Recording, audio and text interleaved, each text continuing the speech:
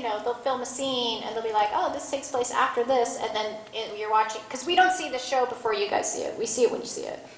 And all of a sudden that episode, that moment is like at the beginning of the series, you're like, what? Like, when did that happen? Yeah, when did that happen?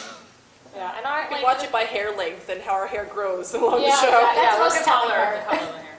Yeah, I mean, when we were working all these long hours, the producers were working that and like double. So like the crew was working really hard, and they're wonderful people, and they work super hard, and they're trying to put on a good show, and that's they're good at their jobs. Oh, their jobs, yeah. My favorite was when the sound guys have to figure out where to put the mic packs. Yeah. Because they wouldn't see the costumes like at first, and you'd show up, and their face would. Yeah, they'd be like, good. I don't where can I even put this? At one point, I wear a costume in the next season. Right? They threw it down my pant leg, and it was just like floating around in my pant leg. But then they have to, you know, because they have to hide the wire. It's just bizarre, like Chupacabra in the first season. We had a nickname Our favorite sound guy, and we called him Chupacabra. I don't know why. And I don't even know. And whenever we went to go pee, we'd be like, Chupacabra, we're taking a landing, so we could, you know, close the sound. Yeah, because you go to the bathroom and then one time my sound pack fell into the toilet. Oh no! I always worried about that. I had a fear of it. I'd always like hold it up here, like, oh no. Don't worry, it was pre everything. Sure. I caught it. Sure, Ricky. Yeah. I always unplugged my mic before I went to the bathroom just to be sure. Oh no! I was like, They were listening this whole if time. you're saying. I have a question for you guys. What's like the most memorable, like fun moment that you were just like, holy crap, that was awesome. Thank you. Here's a cosplay. Jose. I don't really geek out that much anymore, but when we went to Jose's Ironhead Studio. Ironhead Studios. This is the guy who did the portfolio review on Ricky, and I walked into his studio, I looked, and then I just walked out because I knew I could not keep my shit together, because this is the guy who's basically made Loki's helmet, made Thor's helmet, made Wolverine's costume. He was working on Spider-Man's new costumes when we were there. He was working on the X-Men Days of Future Past costumes. He had created Michelle Pfeiffer's Catwoman cowl. He's created most of the Batsuits. He actually just made the newest Batsuit too. Yeah. Ironhead Studio. Does that have nipples? No nipples. No. So this guy is just like, to me, like living the dream, and I was like, I'm just gonna be a moron, so I'm gonna leave. And then Ricky sort of. They call it. There's a term, because I've been on set a few times, and I've been in effects houses, and they call it squidding out, because your tentacles are. I gotta touch everything. So they call people who are like fans of stuff squids. Oh my god. So Chris was about to blow his ink load all over. I have no shame. That's why I was like, I gotta leave. I'm gonna be an idiot in front of this guy.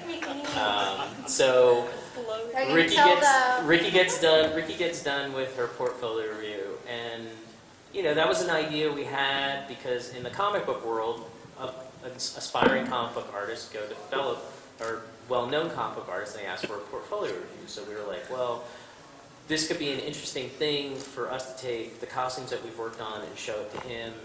But it's also like a huge, it could blow up in your face. He could basically be like, this is a pile of crap. Like, you know, what are you thinking? This is, but he was great, and he gave really like insightful critique on what the costumes had, you know, Ricky had shown him. At the end of it, he shows us around the shop. That's when we got to see all the stuff they were working on. I mean, he had the Tron helmets there, and they looked like they had been produced by Porsche. They were so beautifully machined and put together. And then we're getting ready to leave, and as we leave, he comes running out, and he puts in Ricky's hand something, and I see Ricky's face light up, and I walk over, and it was Captain America's star from the Avengers costume. Oh, wow. And he had several in a display case, and he pulled one out of the display case and handed it to Ricky, and he's like, you know, keep working. You know, keep doing what you're doing. And he's also like, don't mold this because I know you can. So in our little, like, you know, curio shelf, we have Cap's star from one of his Avengers costumes. So that was, you know, and I walked up to the producers and I was like, dude, thank you. You know, you can make me look like a wife beater for all I care. And he said, without blinking, he said, Chris, you would be the easiest one to do that. I believe it wouldn't be hard. That was, And I mean, the other thing they didn't show, and I was a little bummed out, was that he actually did offer us a job. And they didn't show that. So, you know, you get kind of like disappointed because it was like definitely a highlight. Yes, he's like, you know, you're missing that 10-15%, but he's like, I would hire you guys.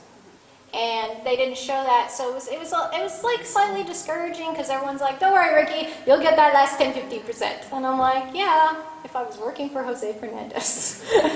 But no, that was a definitely amazing experience. One I enjoyed was Monica and I would always sit in the hotel room in our Room house service. coats. House coats, I don't know. They're called bathrooms, Ricky. House coats. For me, my favorite thing about the show was probably the Blizzard stuff, or besides the room service, was going to Blizzard and getting to do my interview with them. Because as much as I like to believe that I got the job on my own abilities, I think the fact that they flew me out there, because the show flew me out for the interview and kind of arranged the whole setup, I think that really sealed the deal for me. And so getting to go there and, you know, getting to do the internship, and I'm actually coming back next week to do another one, is just like, it's insane, and I can't believe that this is happening in my life, that I get to make cool things. Getting me BlizzCon tickets, right? Yeah, BlizzCon tickets. Good. It's happening. That's all I care about. Good job. Thanks. You're welcome. Hobby. Oh no. So the Guillermo, the viral video. That wasn't through the show. Oh. That was before the show even was filmed. Dang. Believe See, it or not. I didn't even know that. Yeah, the Guillermo del Toro thing was something that we did way before the show was filmed, and they used the footage that had already been filmed. Believe it or not. So we did that. Yeah, it was really awesome though. We did get to work with Guillermo del Toro on making a kaiju for Pacific Rim for a viral video, but it was worked into the show because we wanted it to. We were like, look, this is super cool. Like, it should be in the show. People will be fascinated to see it. We did this job a while ago, but like, we want people to see it because it's awesome and it has context. And thankfully, like, they agreed to it and they threw it in there. But it was really cool. But other than that, no, the show did not give me anything cool like that, you guys. I mean, not to sound Our friendship is the that's best. what I was gonna say. And making cool stuff. I mean, and getting the little kids to learn about cosplay. And I mean, for me, it was an awesome, positive experience. It was just long hours. I mean, it like she said, for me, I mean, the Jose thing was great, but I got to know Monica more. I'd not known Holly or Jessica. Yeah, I literally didn't know like any of you guys, like at all. And they were like, Holly is friends with all the. I'm like, I don't know who these people are. I've never met them. And then like we finally met, but through the whole show, they're like, they're all friends, and I'm like, well, I mean, now we are. Yeah, we all kind of commiserate together. well, Sometimes. you guys have yours? What was your favorite little... We got to. I don't know. It's a trick. We got to go trapezing with the man who trained Nightwing. But in they the cut it comic out, books. so I'm super Yeah, when they were developing one of the storylines for Nightwing in DC Comics, he's a superhero in comic books. For all you fake geek boys out there. That's a thing. The writers of Nightwing actually went out there to the Gaona trapeze studio, and they had them sort of show them how the trapezing is done, and they liked it so much that they worked Alex Gaona into the comic book. So Who is the son of Richie Gauna who runs it? yeah, so he's actually now a comic book character who actually trained Nightwing. So we got to go out to their studio and we got to trapeze with Alex Gauna, the dude who trained Nightwing, and that was pretty awesome. And the only reason that's like so awesome is because Nightwing is my personal favorite character. I'm a big DC person. Dick Grayson is my OTP for life. And so when I discovered that not only was there a trapeze studio that had that relation to something that was so important to me, but they were actually in Los Angeles, actually very near like where we live, and then the show made that happen, like something I didn't think would ever happen, which was like really, really incredible. Oh, and we got like engaged and stuff too, but I mean. And I rode a mechanical bull also. Oh yeah, I did that. Man, I did there's that this too. one scene, I have to out Jesse. There's this one scene. We unfortunately, Monica and I couldn't go to the mechanical bull thing because at the time, Monica was underage, and Yeah, Ricky and ditched us. and I was her chaperone. Oh, by the But, way, Monica is not 12. I know Yes, there's she this is. whole scene. You sometimes act Don't you destroy the solution for me. Well, it was funny because that night they wanted us to have like a scene at a club, and I was like, I'm tired, I want to sleep and finish my costume. Like, no, you have to go. So we get there, they're like, oh, it's 21 and up, and I'm like, oh man, I have to miss it. Sorry guys, and I had to like act like I was so bummed out, and I was like, get me the hell out But of here. they came back with this story of Jesse getting on the bull, and as he gets on the bull, the crotch of his pants blow out, and so he rides the bull with his hat over his crotch. And I was like, please put this, because you would hear about these things, and you're like, I hope they put that in the show, and then they just never do. They just did. Oh, we Jello wrestled as Picard and Riker, and it did not go in the show. Yeah, I'm a witness to but that. we had a party. Yeah, we had a party, and because Chloe made a bet with us that if we like didn't win something as a joke, we were like, if we didn't win something at this competition, we're gonna Jello wrestle as Picard and Riker.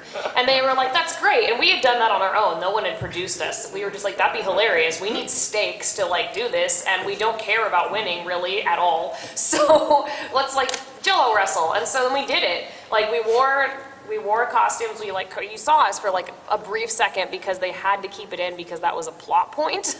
But then after that, we Jello wrestled as Picard and Riker, and it was amazing. And I Chloe was Joey like, wrestled as a giant triple. yeah, she was a giant triple, and I was like, get out of my chair. I never believed in Wesley, and it was like amazing. And they cut all that out, and I was like, that was the funniest That would be thing. the frustrating part. You'd be like, I'm giving you comedy gold. Yeah. And then you'd watch your show and you were like, really? And they're like, That's oh, what they win you with? you replaced that with 20 minutes of me going, I'm nervous. I'm nervous. I'm so nervous. I'm Or like nervous. family motto, family motto, family motto. Yeah. I'm nervous. Well, me and Ricky had a lot of funny banter. We thought we were freaking hilarious, and we were like, man, they're gonna love this. None of that was in there. Turns out we're not as hilarious as we think we are. I think you're funny. I was in the pilot and everything, and there's the only reason that I kind of don't hate Heroes of Cosplay completely is because they introduced me to all of these people. I would literally never. only know her because the very Because first it's Heroes of production Cosplay. company. Well, let's talk about that real quick. So we'll get into the quick history of it. So, the show is less than a year old. Okay, this show for some of the people on the table is about 4 years old. It started off as a production company approached Yaya. They're like, hey, we hear about this cosplay thing. We'd like to document it and see if we could do something with it. And Yaya was, she's a pioneer in the world of cosplay. Superstar. Yeah, she's a superstar. So She's like she started RuPaul. doing it, and they filmed some stuff, and they're like, okay, we need some more interactions. So they asked Ricky because Ricky was doing the charity calendar and Yaya was a participant in that, so they were working on some stuff together. And they were like, well, yeah, and then I guess you were next, or Monica was next. Kind of like all at the same time, because there was, I have memories of basically, it was like